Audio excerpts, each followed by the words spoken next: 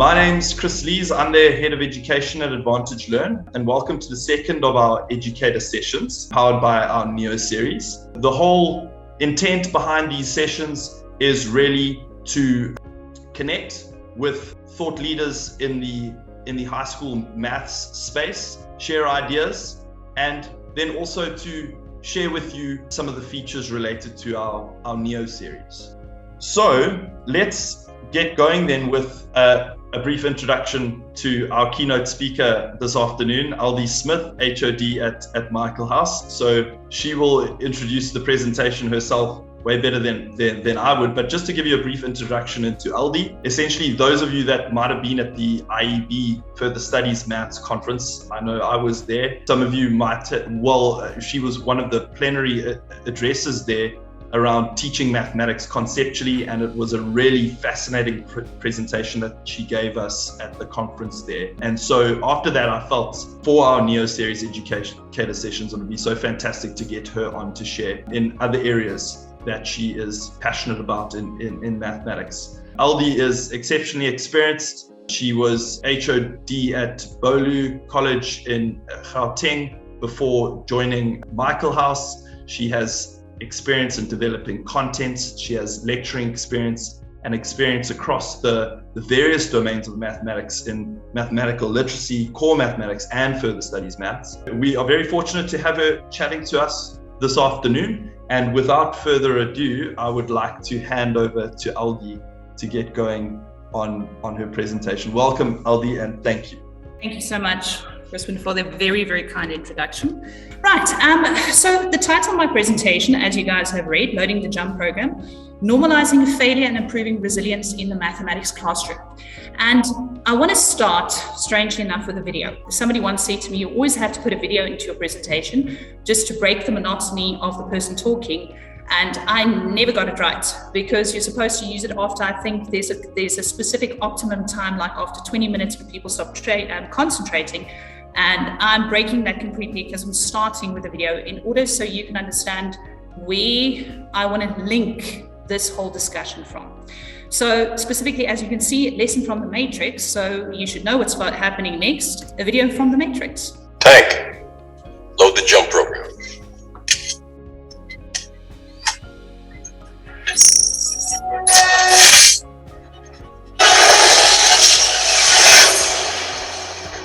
You have to let it all go, Neil.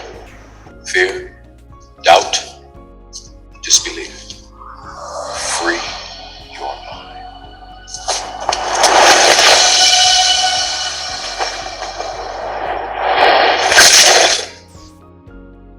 Whoa.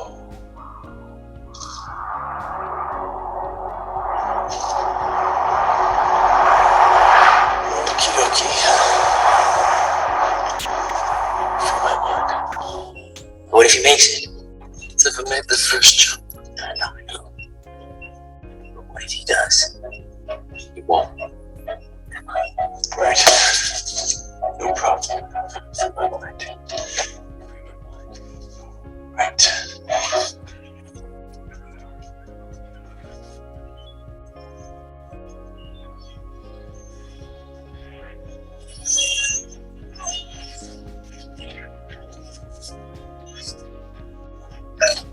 God!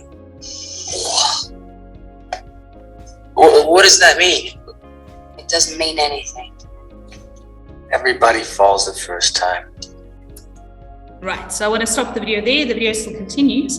But I just wanted to give some of you that have never watched The Matrix, which is possible.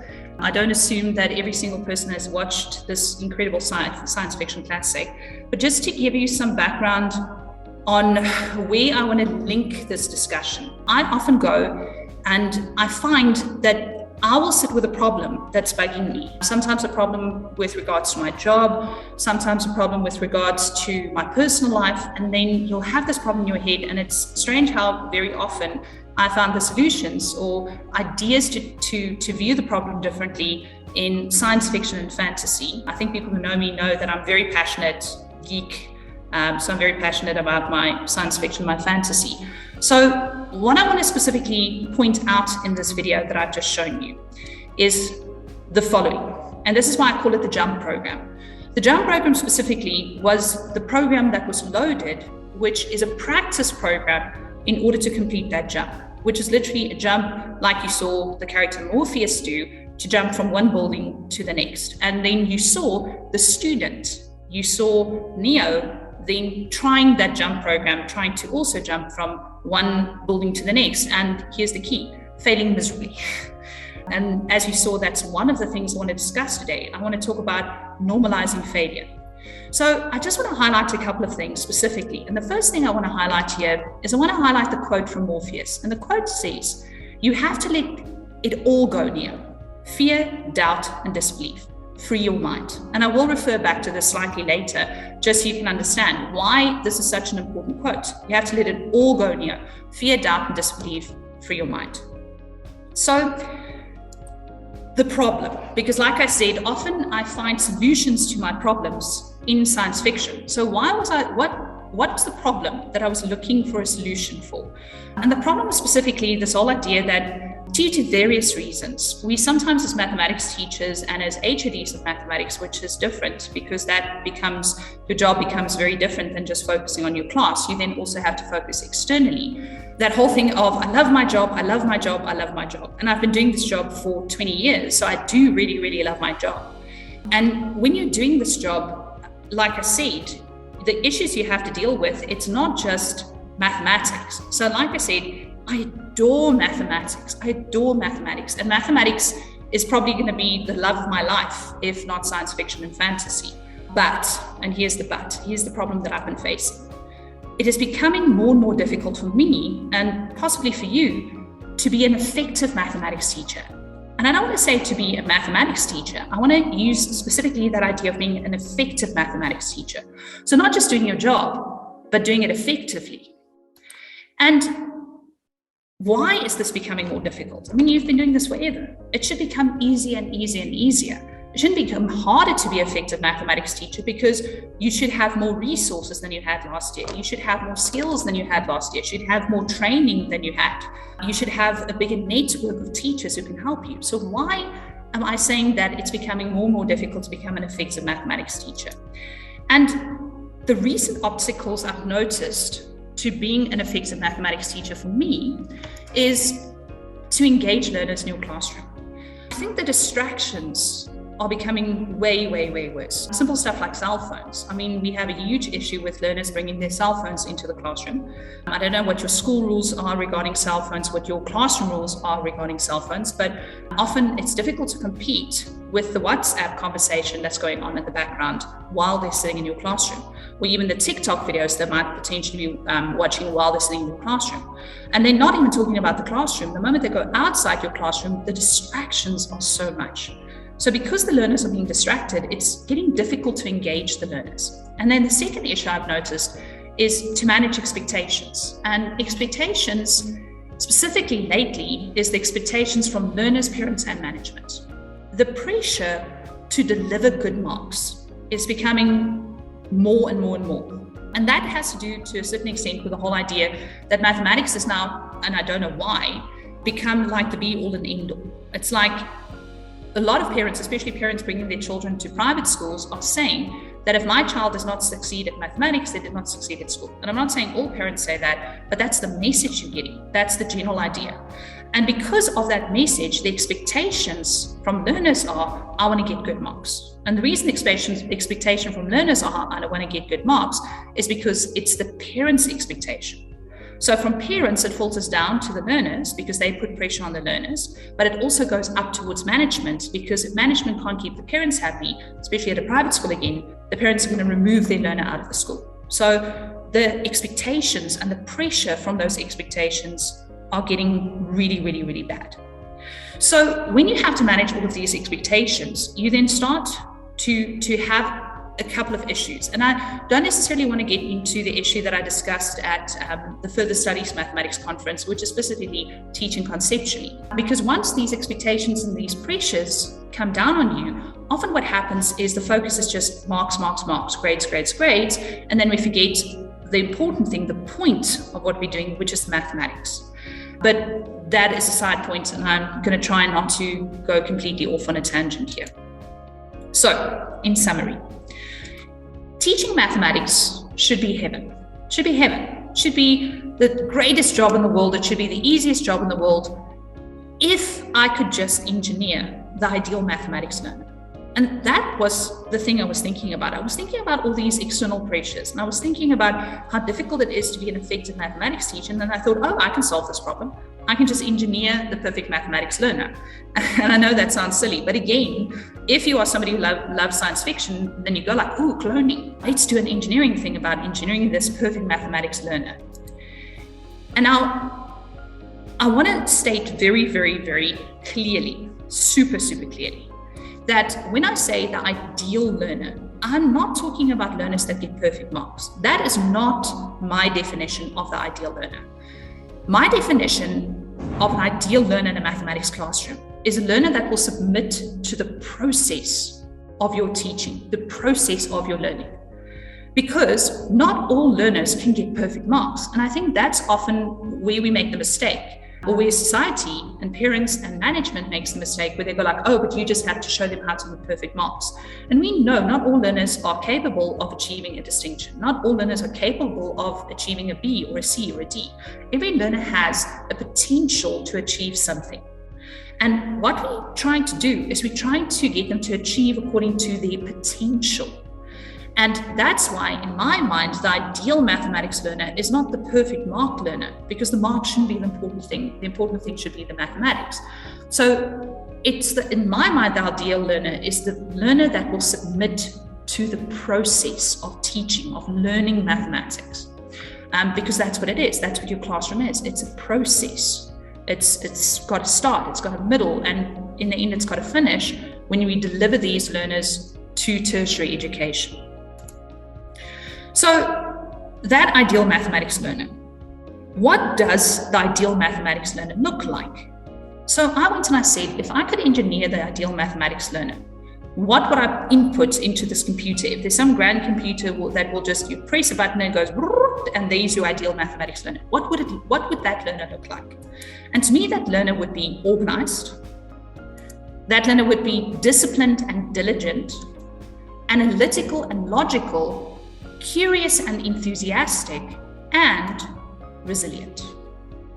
So I'm sure you as teachers will change some of the wording. You might not like the word organized. You might like a different word. You might, and I'm not putting it from number 1 to number 2. This is just general. I'm not saying organized is the first priority, disciplined is the second priority. I'm just giving what in my mind, I think a learner that will submit to the process of learning mathematics looks like. Organized, disciplined, and diligent, analytical and logical, curious and enthusiastic about the whole process, and resilient.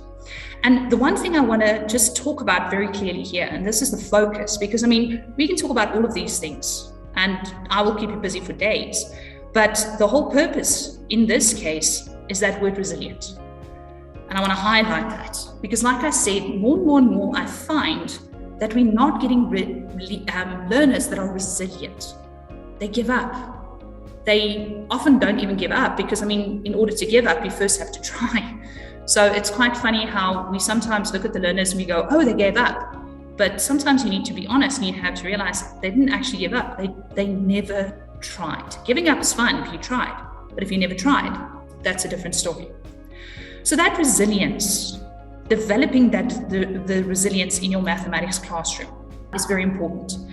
And again, referring back to the video about that jump program, I don't know if you listened to what Neo said before he actually jumped off the building and failed miserably. I want to state that very clearly. He failed miserably. That's the wonderful thing about that video, is it's not a video of success. This is a video of failure. And just before he jumped off the building or tried to get to the other building, he said, okie dokie. He said, okie dokie, free my mind, free my mind. And what did he have to free his mind of? He had to free his mind of fear. Fear of what? Fear of failure. Of doubt. What's doubt? Doubting that you can master the content and the skills. and then disbelief in your ability to grow. And this specifically is that idea of a fixed mindset, which we often have with learners in the class, where they'll use the word stupid. They'll go, I'm stupid, I can't do maths, which actually gives them the excuse not to try. They go, I'm not going to be able to do this because I can't do maths, I'm bad at maths. And then with that fixed mindset, they have an excuse not to do. So in order to jump, in order to engage, in order to submit to the process of this jump program, we need to free the learners' minds of failure, fear of failure, doubting that they can actually master the content and the skills that you're presenting to them, and that disbelief where they think they can't grow, they can't change, they can't be a mathematics learner because they're not a mathematics learner. So that whole idea, keep that in mind. Okie dokie, free my mind. So resilience specifically is then the result of freeing your mind. Because if you can free your mind of that fear and that doubt, then what you should have then is you should have resilience. But again, I keep on using the word resilience, and then you go, but what do you call resilience? Because I might have a different definition of resilience than you do. And one of my favorite definitions of resilience is specifically from Marilyn Price Mitchell, who's a developmental psychologist and author. And she said, when educators help students cultivate an approach to life that views obstacles as a critical part of success, we can help them develop resilience. So resilience can't be cultivated until a learner faces an obstacle. And I often refer to things as the chicken and the egg. What came first? Did the chicken come first or did the egg come first? Because we always like to look at that cause and effect. So we go, oh, but a learner needs resilience before they can conquer obstacles. And I think we have that wrong. And this is why I love this definition. I don't think we need resilience in order to conquer obstacles. I think facing obstacles, not conquering them, facing them is what causes the resilience. Because you can't get resilience, you can't have resilience. You can't say, I'm a resilient person until you've cracked away at an obstacle. And you can't crack away at an obstacle until you face that obstacle. So we need to change our mind there. We realize we can't expect learners to be resilient before we give them obstacles. We actually have to give them obstacles before they become resilient. That's the order we have to look at. Then she also says the following wonderful thing. She says, and this is again back to that whole, don't have a fixed mindset, have a growth mindset. Resilience is not a genetic trait. It's not a genetic trait. You're not born with resilience. It is derived from the ways that children learn to think and act when faced with obstacles. So you start by facing the obstacle. That's where the process starts into developing resilience. But how you think about that obstacle, your attitude towards that obstacle, is which then cultivates that resilience. And that is the whole thing where we have to then go and say, we need to try and free the learners' minds. We need to try and frame it correctly for them, that they will then go and when facing that obstacle, grow that resilience. And that's where we as educators comes in order to frame the obstacle in the correct way so that resilience is developed. Okay, so I do definitely believe resilience can be developed. So when you say, okay, great, resilience can be developed. How? How do we develop resilience in the mathematics classroom specifically? So again, lovely article. There are some brilliant articles on this. So one of the articles I found, and I love this because I agree with it. And I mean, you can also come up with some ideas. These are just glorious, just as a starting point. So Mary Alford, a psychologist and author, said, resilience works like a muscle. And it's a muscle we can build through effort and repetition. We want to keep our muscles strong and flexible so that we can think of many ways to solve a problem. So resilience is the same as actually being fit. If you're fit, then you can pretty much do most physical activities. You can hike, you can run, you probably even play a game of squash. If you're resilient, then you can face many obstacles. Resilience is not just for one specific type of obstacle. Resilience is like a general type of fitness that whatever obstacle comes your way, you will then able to deal with it. So multiple problems. And I mean, that's what we do as mathematics teachers. We solve problems. And that's what we are trying to teach the learners, is how to solve problems. And like I said, it's not always about how to solve the problem. It's also about your attitude in solving that problem. It's about the resilience in solving the problem. So at the core, resilience is the belief that while you can't control everything in your life, there are many aspects you can control. And the most important aspect you can control is your attitude. And that again is back to one of my most frustrating conversations I often have with the learners in the classroom, is that whole thing, oh, but I can't do it. Can't do it. I was having a discussion today with my grade 9 class where I said to them, you have to remember that if I asked you what's your problem, please don't tell me mathematics is the problem. Because if you tell me mathematics is the problem, then your attitude says there's nothing I can do. Everything is horrible. Whereas if you go and you tell me exponents are the problem, then that means your problem isn't as big as maths. Your problem is just as big as exponents. So let's deal with exponents. And I love this idea of that acceptance, that almost peace, that you can't control everything in your life.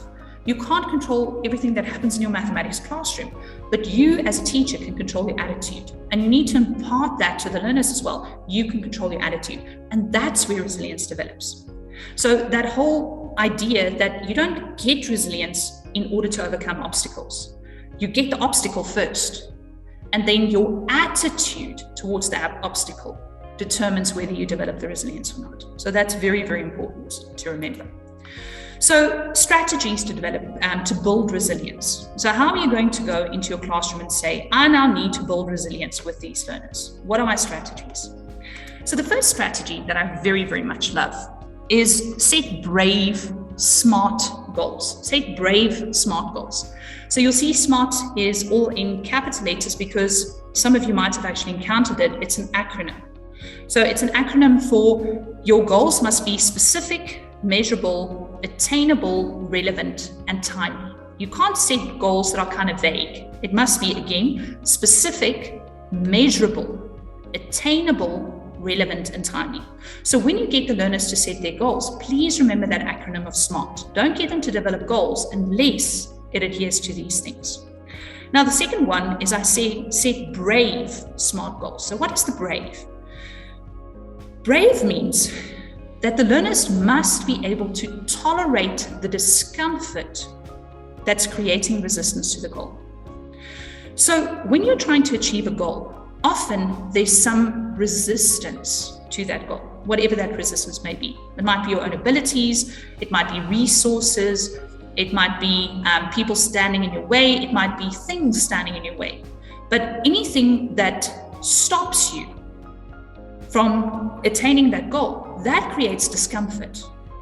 And often learners, the reason they give up is because of that discomfort. They don't want the discomfort. They don't want that awful feeling of, oh, but this is making me feel stupid. So what do? They opt out. Or they go, ooh, this is hard. I have to think. It hurts my brain. So they have to be brave enough to tolerate that discomfort. And lastly, very important, if you're going to set the goals, don't forget to celebrate the achievement. So practically speaking, and when I'm talking about practically speaking in the mathematics classroom, I'm going to mention grade 8. And the reason I'm going to mention grade 8 is grade 8 is often, we forget, one of the most difficult years in teaching. Because grade 8 is where mathematics goes from concrete to abstract, where it goes from 5 times 4 to suddenly going 5x times 4x, which is no longer practical always. I mean, 5 times 4 is easy to show the learners in a concrete, practical idea. But now suddenly you want them to realize what is 5x times 4x. So that is often one of the biggest jumps you're expecting the learners to make. That bridging that divide between concrete and abstract. So with grade 8, you can start with something simple. You're gonna laugh. But one of the goals I set my grade 8s was stop using pencil, start using pen. Stop writing everything in pencil, because if you write it in pencil, you are erasing your mistakes. You write it down, and when you see, oops, that's a mistake, instead of keeping the pencil, the reason you're writing it in pencil is so you can erase it and you can correct it. And then you are erasing the mistake, which means you are erasing the lesson you learned. So that is a very simple thing, like this brave, smart goal. You can obviously then extend that and set different goals at different times, but the goal doesn't have to be major. It just has to be smart, and it just has to be brave. Okay. Second thing you can do, model learning from mistakes. Now, it always reminds me of mathematics teachers, not my matric teacher, because she was brilliant. She actually modeled learning from her mistakes the whole time. Every single time she made a mistake, she would go like, oh, wow, that was a horrible mistake. Let's see how to fix that. But up until I got to matric mathematics, I remember whenever you raised your hand and you pointed to the teacher and you said, I think you made a mistake, the exact sentence they used was, oh, I was just checking to see whether you were awake. If you're still using that sentence, please stop. Please, please, please, please stop. There's no such thing as a perfect mathematics teacher. No, nothing. I make mistakes on a daily basis. You don't have to be perfect, because if you model perfection, then you're actually telling the learner that's what you want. You want perfection. You should actually show them, I'm not perfect, I make mistakes. So if I'm not perfect, I'm allowed to make mistakes. You're allowed to make mistakes. So create a classroom where failures, setbacks, and disappointment are expected and honored as part of the learning process. Students have to be praised, not necessarily for the successes. Often we need to praise students more for their hard work, their perseverance, and their grit. If we're only praising them for their grades, for their marks, and for their successes, they're missing the point. They're missing the point that the grades, the result, is not the focus. The process to get to that should be the focus. Then students must be held accountable for producing work where they feel ownership of that work, and there's an internal reward for that work. There should be the whole idea that it's my work. This is my work. I take ownership of the work. I did this. Because more often than not, it's often strange that if a learner doesn't do well in the mathematics classroom, who gets blamed first? The teacher. It's the teacher's fault. The learner doesn't understand what the teacher said. So getting that learner to take ownership of their own work, to take ownership of the process, that is very, very important. And maybe even go and explicitly label some activities rough draft thinking. So tell them, this doesn't have to be perfect, this is rough draft thinking. So if English language teachers, before they get them to write an essay, they actually make them do a rough draft of the essay before they start. Why can't we do that in mathematics? Like, when we give them a problem-solving thing, make them do a rough draft before they then actually go and construct the proper solution. Why not show them that it's totally okay to ask questions, to make mistakes, and then revise without that stifling prospect of, I'm going to fail.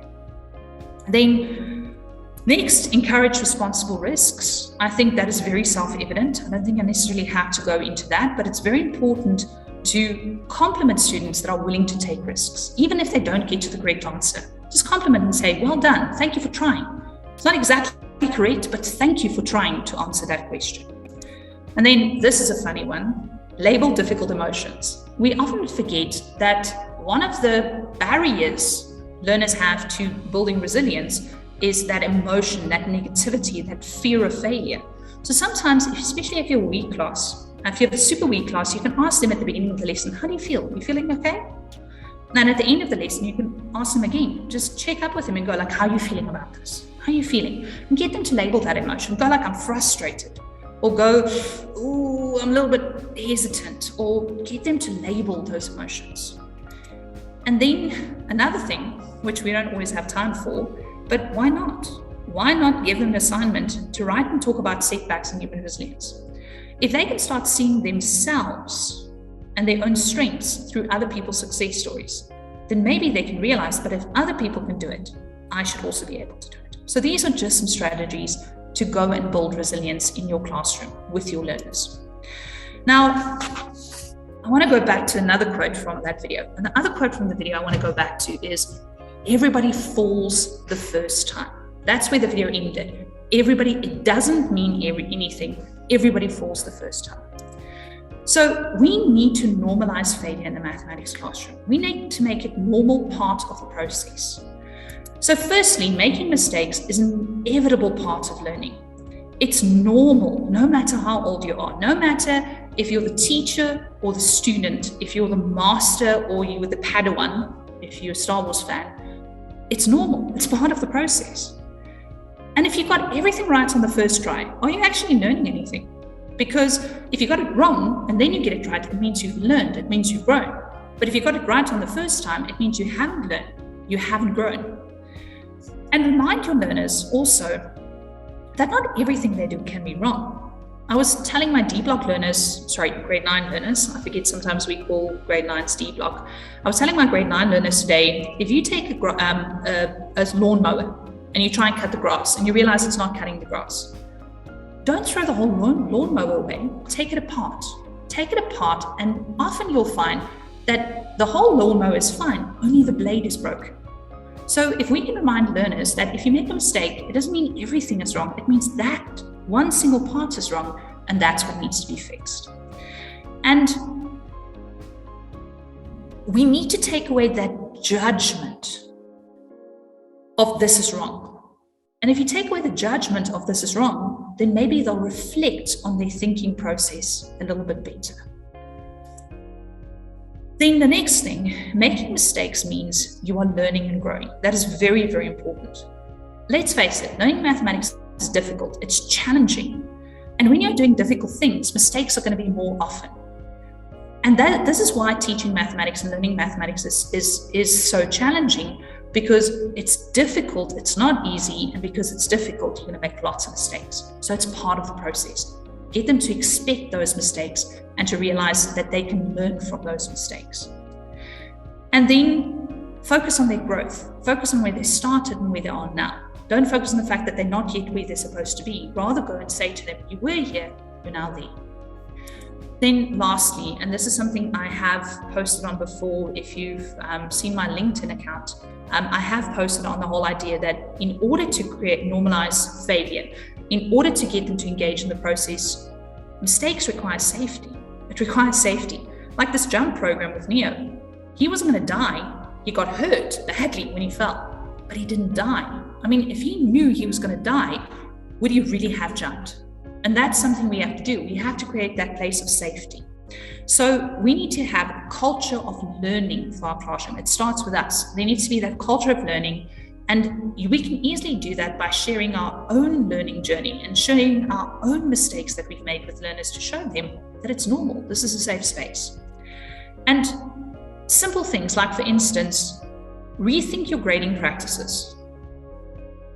This is really a strange thing. It's so simple. Even a small change in your grading practices can make a big difference in your classroom. And we can talk about this at the end. What if we stop grading formative assessments?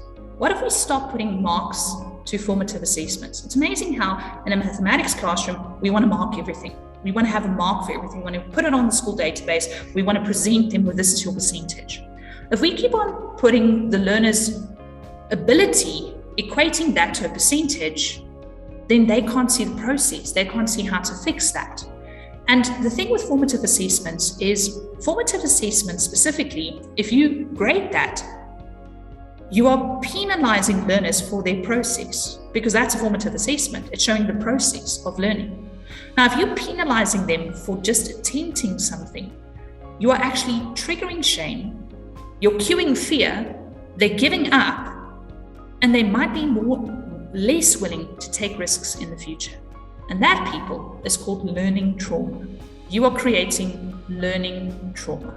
And this is why it's important that we need to create opportunities for self-reflection.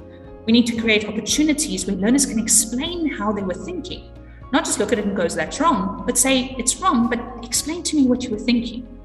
Get them to reflect by removing the judgment. Remove the judgment. So, I love this. This is something that you can actually put up in your classroom. What is failure? Failure is the first attempt in learning. And I love this one as well. Math, mistakes allow thinking to happen. Very, very important to remember that. Mistakes allow thinking to happen. Everybody falls the first time. We need to encourage learners to jump, to bridge that conceptual divide. And why should we do this? Because if we get learners to jump, we're getting them to engage in the process. And then we're getting them to do mathematics. And doing mathematics creates people who are organized, disciplined and diligent, analytical and logical, curious and enthusiastic, and resilient. We want this. We say, if we have this, we can get them to do math. But again, it's that chicken and egg thing. By doing it, we are creating them. So there's no machine where we push a button and the ideal math learner comes out. No, by doing mathematics, we create these ideal mathematical learners. And that is something that I think you really, really need to think about. So a few questions to reflect upon, and also we can ask some questions there. Should this be an integrated school-wide process? Should we be the only ones in the math classroom doing this, normalizing failure, creating resilience? Or should it be part of the whole school? Can resilience training and normalization of failure be combined with other programs? Like if you have project-based learning in your school, shouldn't this be part of project-based learning? Or if you have integrated studies, shouldn't this be part of an integrated studies program? And should we not be creating banks of activities? Like we always have these banks of maths questions where you can go and you can say, oh, my learners need extra practice in trigonometry, let's do trigonometry. But shouldn't we be creating activities where we can give it to learners, we can say, this should show you resilience? Just again, a science fiction reference before I finish off and allow time for questions. If you have ever watched Star Trek, which is different to Star Wars, in case you didn't know, there's a very interesting thing where it talks about Captain James T. Kirk, who's famous for breaking this program they had at the academy, at Starfleet Academy. Nobody ever conquered this, and he conquered it. And then at one point in the movie, somebody asks him, but this thing is impossible to do. How did you do it? And then he admits the fact that he cheated. So why not give learners impossible challenges? Challenges that actually cannot be done. Why? Because we want them to fail, because we want them to learn from it, so they can learn this is impossible, so maybe we should change the problem. Simple thing like that. So yes, that's my talk. And yes, let me allow opportunity for I will have this ready. So if you want to ask questions referring back to any of the previous slides, I'll go back to those slides and we can have a discussion on that. So yes, more than welcome. Amazing. Thank you, Aldi.